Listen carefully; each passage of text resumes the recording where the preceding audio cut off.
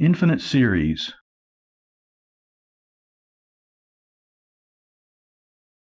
Example. Consider the sequence n over 2 to the n as n goes from 1 to infinity. Let's first list the first several terms of this sequence. We have 1/2, 2/4, 3/8, 4/16, 5/32, 6/64, and so on. The 20th term is 20 divided by 2 to the 20th power.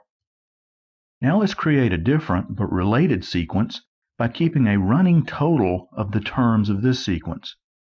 We'll begin with 1/2, and then add 2/4, which gives us a total of 1, then add 3/8, which gives us 11/8, adding 4/16 gives us 26/16 or 13/8, adding 5/32 gives us 57/32, and so on.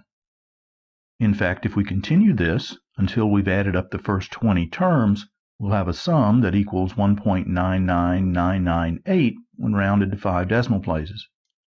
So we've taken a sequence, which we'll refer to as a sequence of terms, and we've created a sequence of running totals, which we refer to as the corresponding sequence of partial sums. We can view the result of adding more and more terms as an infinite sum, which is called a series or infinite series. The sum of the series is defined by the limit of the partial sums. Here it appears that the sequence of partial sums is converging to 2, and if that's the case, the series is equal to 2. Let's also notice here that such a sum cannot be finite unless the sequence of terms approaches 0. In particular, if all the terms are positive and do not approach 0, then the partial sums simply get larger and larger, and that sequence will diverge to infinity. Definition. Given a sequence a sub k, k from 1 to infinity, the infinite series, the sum from k equals 1 to infinity of a sub k, which equals a1 plus a2 plus a3 and so on, is defined to be the limit of the sequence of partial sums s sub n, as n goes from 1 to infinity, where s sub n is the sum as k goes from 1 to n of ak, which is a1 plus a2 and so forth up to a sub n. That is, the sum from k equals 1 to infinity of a sub k is equal to the limit as n goes to infinity of the sum from k equals 1 to n of a sub k. When this limit exists, we say the series converges, otherwise it diverges. Example. Consider the series, the sum from k equals 1 to infinity of 1 over k times k plus 1. Listing out several terms, we see that this equals 1 over 1 times 2, plus 1 over 2 times 3, plus 1 over 3 times 4, plus 1 over 4 times 5, and so on, with the nth term being 1 over n times n plus 1. Now let's look at the sequence of partial sums. First term is 1/2. The second is 1/2 plus 1/6, or 2/3. The third term is 2/3 plus 1/12, which is 3/4. The fourth term is 3/4 plus 1/20, which is 4/5, and so on. Now in this case it's easy to see a pattern in the partial sums. It's clear that the nth partial sum is equal to n divided by n plus 1. So we have s sub n equal to n over n plus 1, and it's easy to see that that sequence converges to 1. Therefore, the sum from k equals 1 to infinity of 1 over k times k plus 1 is equal to 1. Now let's look at another approach to determining the value of the series. A partial fraction expansion on 1 over k times k plus 1 allows us to express this same series as the sum from k equals 1 to infinity of 1 over k minus 1 over k plus 1. Now with the kth term expressed this way, let's list out a few terms. The first one is 1 over 1 minus 1/2. The second term is 1/2 minus 1/3. The next term is 1/3 minus 1/4, and so on. And the nth term would be 1 over n minus 1 over n plus 1. Now notice that we have minus 1/2 plus 1/2, which equals 0, minus 1/3 plus 1/3, which equals 0. Then we have minus 1/4 plus 1/4, and so on, And if we continue this up to the term 1 over n minus 1 over n plus 1, everything will have been eliminated except the 1 in the first term and minus 1 over n plus 1. Therefore, the nth partial sum, S sub n, is equal to 1 minus 1 over n plus 1. This is equal to the same n over n plus 1 that we had before, and the limit of that is equal to 1 as n goes to infinity. A series whose nth partial sum can be determined this way is called a telescoping series.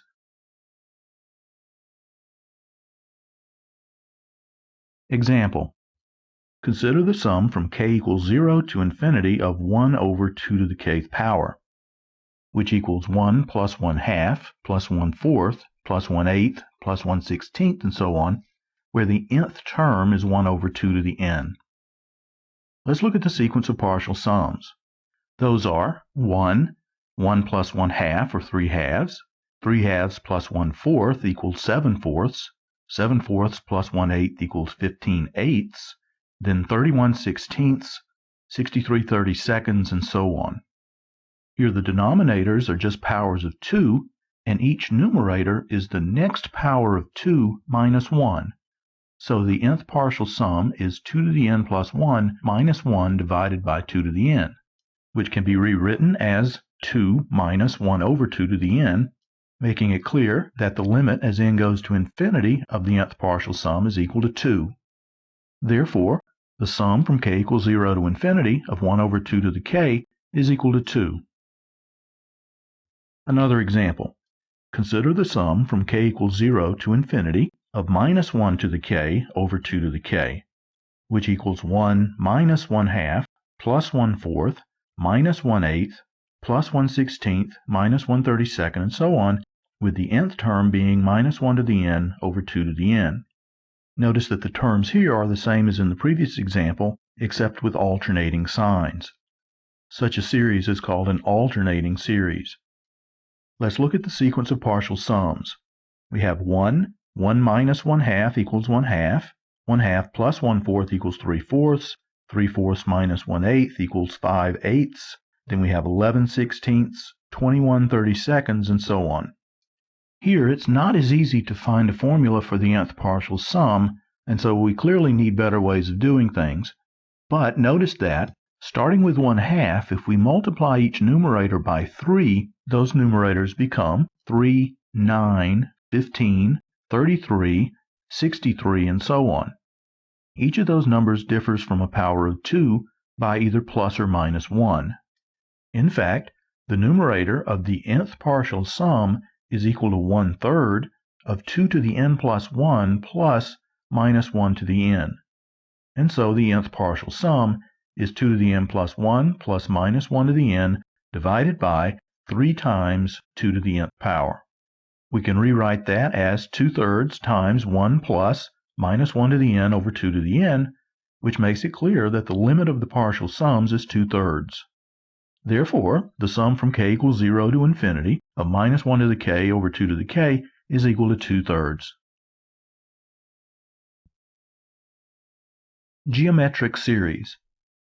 Given a real number x, the series, the sum from k equals 0 to infinity of x to the kth power, which equals 1 plus x squared plus x cubed, and so on, is called a geometric series. The sum of this series, as always, is the limit of partial sums. It's equal to the limit, as n goes to infinity, of 1 plus x squared, and so on, up to x to the n. We can get a closed formula for the nth partial sum as follows. Let's first write S sub n equal to 1 plus x squared, and so on, up to x to the n. And then notice that x times S sub n is equal to x plus x squared plus x cubed, and so forth, up to x to the n plus 1. Now let's subtract x times S sub n from S sub n. We have S sub n minus x times S sub n equal to 1 minus x to the n plus 1, because 1 and x to the n plus 1 are the only terms that are not shared by S sub n and x times S sub n. We can factor S sub n from the left-hand side here, writing it as 1 minus x times S sub n. So if we divide by 1 minus x, we have S sub n equal to 1 minus x to the n plus 1 divided by 1 minus x, provided that x is not equal to 1. If x is equal to 1, then the series is simply 1 plus 1 plus 1 plus 1 and so on, which is clearly divergent. So these are the partial sums of a geometric series if x is not equal to 1. S sub n equals 1 minus x to the n plus 1 divided by 1 minus x. Therefore, the limit as n goes to infinity of s sub n is equal to 1 minus the limit as n goes to infinity of x to the n plus 1, all divided by 1 minus x. Now, since we're already assuming that x is not equal to 1, the limit as n goes to infinity of x to the n plus 1 power exists only if x is strictly between minus 1 and 1, and in that case, that limit is 0. So the limit as n goes to infinity of s sub n is equal to 1 over 1 minus x, provided that x is strictly between minus 1 and 1. That is, the sum from k equals 0 to infinity of x to the kth power is equal to 1 over 1 minus x if the absolute value of x is less than 1, and the series diverges if the absolute value of x is greater than or equal to 1.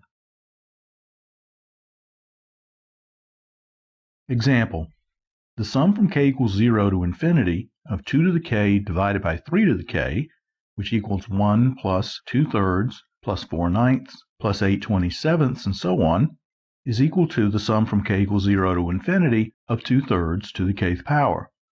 Therefore, our formula for the sum of a geometric series says that this equals 1 over 1 minus 2/3, or 1 over 1/3, which equals 3. Another example: the sum from k equals 0 to infinity of minus 1 to the k over 2 to the k, which equals 1 minus 1/2 plus 1/4 minus 1/8 and so on, is equal to the sum from k equals 0 to infinity of minus 1/2 raised to the kth power. Therefore, our formula for the sum of the geometric series says that this series is equal to 1 over 1 minus negative 1/2, or 1 over 3/2, which equals 2/3.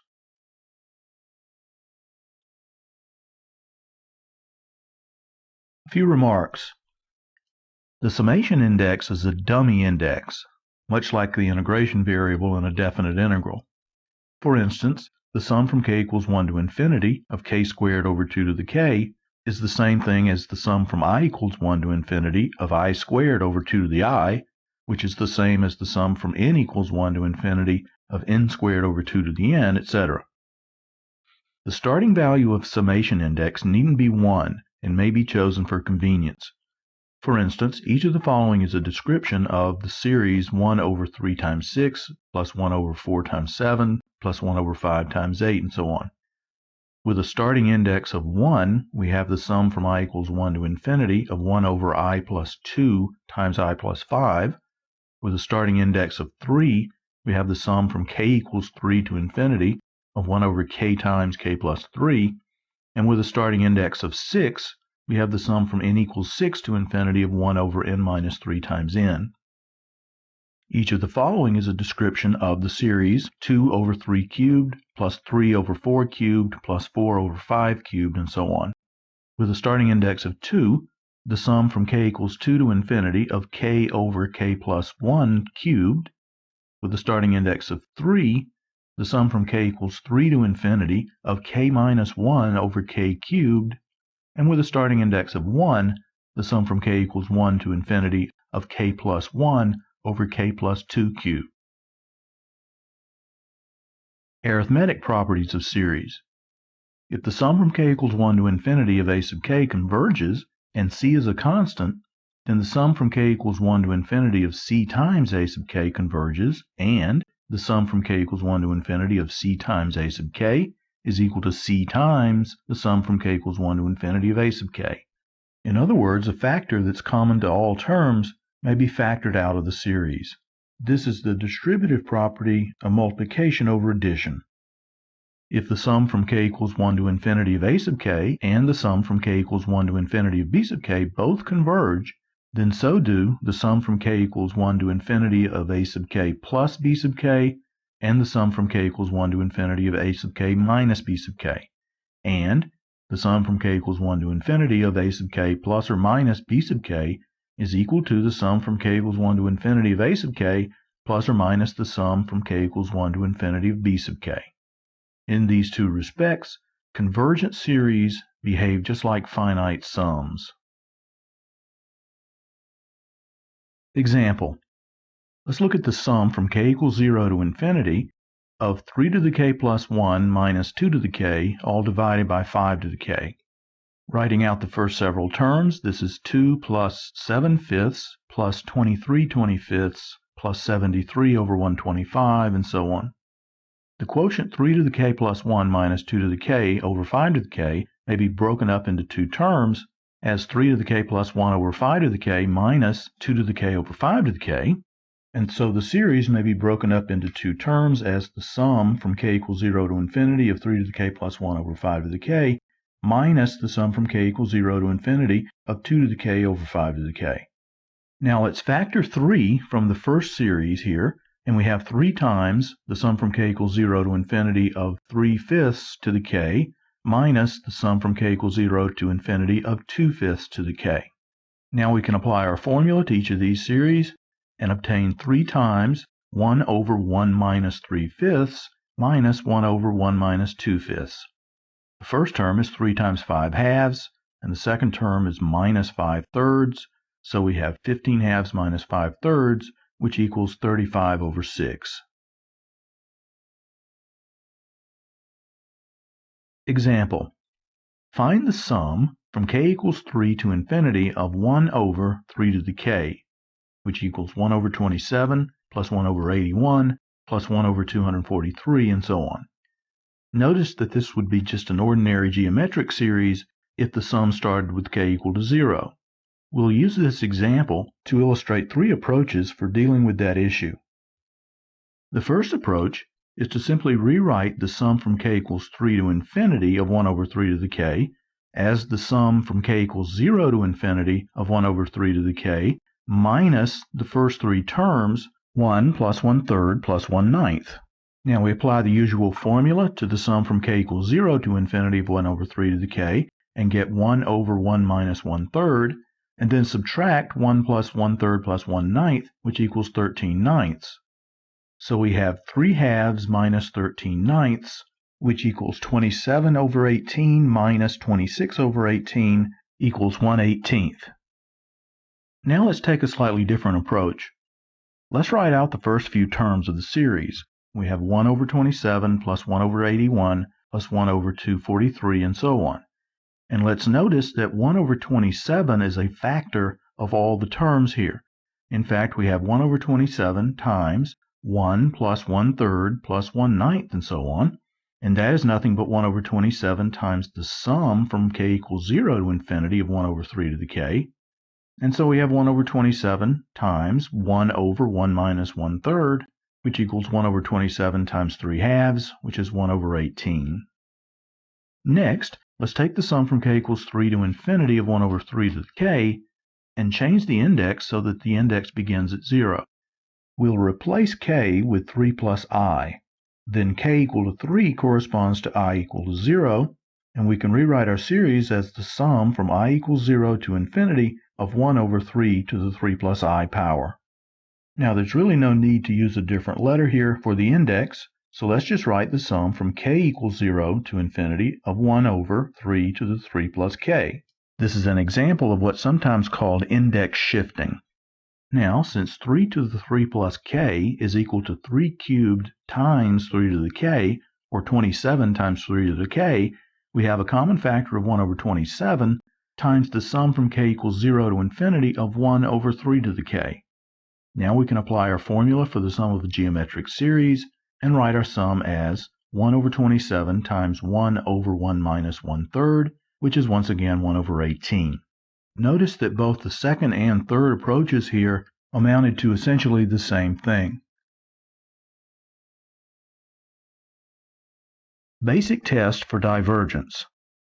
If the sequence of terms a sub k, as k goes from 1 to infinity, does not converge to 0, then the series, the sum from k equals 1 to infinity of a sub k, diverges.